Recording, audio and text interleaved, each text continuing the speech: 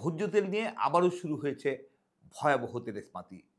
বোতলজাত সয়াবিন তেলের দাম প্রতি লিটারে বাড়ানো হয়েছে ১৪ টাকা, আর খোলা সয়াবিন ও পাম তেলের দাম বাড়ানো হয়েছে লিটার প্রতি ১২ টাকা। আমরা ভিউজ রুম এই অস্বাভাবিক মূল্যবৃদ্ধির তীব্র প্রতিবাদ এবং বর্ধিত মূল্য প্রত্যাহার করার জোর দাবি জানাই। আমরা মনে করি এই সিদ্ধান্ত গণবিরোধী। ভোজ্য তেল একটি নিত্য প্রয়োজনীয় পণ্য। এই অস্বাভাবিক মূল্য বৃদ্ধির কারণে ভোজ্য তেল মানুষের ক্রয় ক্ষমতার বাইরে চলে যাবে এবং সাধারণ মানুষের জীবনকে দুর্বিষহ করে তুলবে। আমরা অবিলম্বে এই সিদ্ধান্ত প্রত্যাহার করার জন্য জোর আহ্বান জানাচ্ছি। আমরা ভিউজ রুম সবসময়ই ভালোকে ভালো এবং মন্দকে মন্দ বলে থাকি।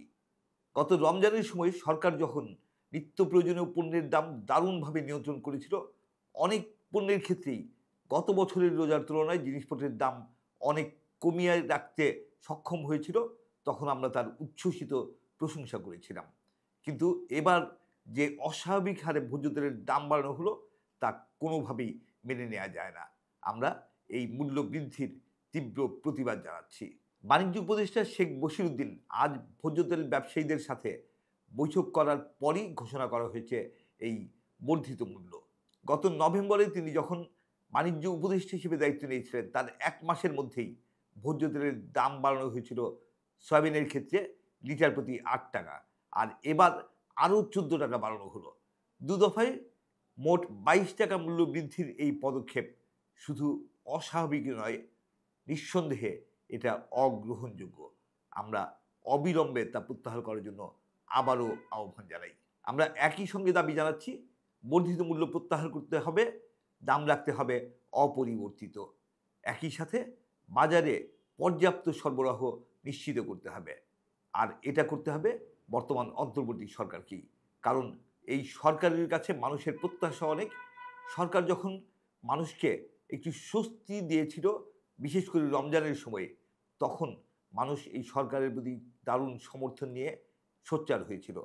আজ যখন সরকার জনগণের স্বার্থের বিপরীতে সিদ্ধান্ত নিচ্ছে, তখন মানুষ আবারও সরকারের বিরুদ্ধে সোচ্চার হতে পারে, যেটা কোনোভাবেই আমাদের কাঙ্ক্ষিত না। ভোজ্য তেল নিয়ে গত কয়েক মাসে আমরা বারবার নানা রকমের তেলেস্মাতি দেখছি। আমরা দেখেছি বাজার থেকে বোতলজাত ভোজ্য তেল বারবার উধাও হয়ে গেছে। প্রচুর পরিমাণ আমদানি সত্ত্বেও বাজারে ভোজ্য তেলের ঘাটতি আমরা বারবার দেখেছি। আমরা দেখেছি অভিযান চালিয়ে গুদামে লুকিয়ে রাখা অবস্থা থেকে ভোজ্য তেল উদ্ধার করতে। এ ধরনের প্রবণতা নিঃসন্দেহে অনাকাঙ্ক্ষিত। বাণিজ্য উপদেষ্টা আজকেও বলেছেন, দেশে প্রতি বছর ভোজ্য তেলের চাহিদা ৩০ লাখ টন, যার মধ্যে স্থানীয়ভাবে সরিষা থেকে ৭ লাখ টন এবং রাইস ব্র্যান বা কুড়া থেকে ৬ লাখ টন, অর্থাৎ দুটি মিলে মোট ১৩ লাখ টন স্থানীয়ভাবে উৎপাদন করা হয়, আর বাকি ১৭ লাখ টন আমদানির উপর নির্ভর করতে হয়।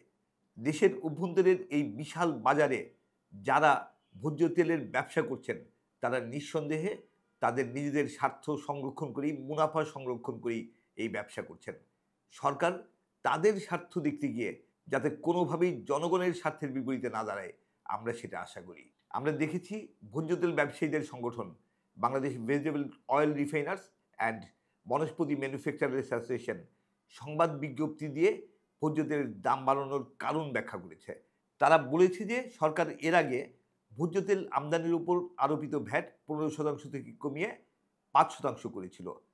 স্থানীয় উৎপাদন এবং বিপণন পর্যায়ে ভ্যাট অব্যাহতি দেওয়া হয়েছিল, আর এর মেয়াদ শেষ হয়ে গেছে গত ৩১শে মার্চ। ফলে এই ১৫% ভ্যাট আবার নতুন করে প্রযোজ্য হচ্ছে তাদের উপর, আর সেই কারণেই তারা ৮% দাম বাড়াতে বাধ্য হয়েছে। কিন্তু এই বক্তব্য কোনোভাবেই যৌক্তিক এবং গ্রহণযোগ্য বলে আমরা মানতে পারছি না।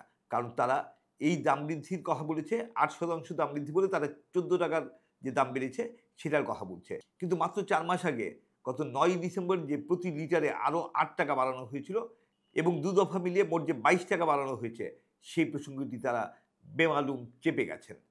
আর এই সব কিছু বিবেচনায় রেখেই সরকার জনস্বার্থে ভোজ্য তেলের দাম আবার আগের পর্যায়ে নিয়ে যাবেন এবং বর্ধিত মূল্য প্রত্যাহার করবেন, এটা আমরা জোরালোভাবে দাবি জানাচ্ছি।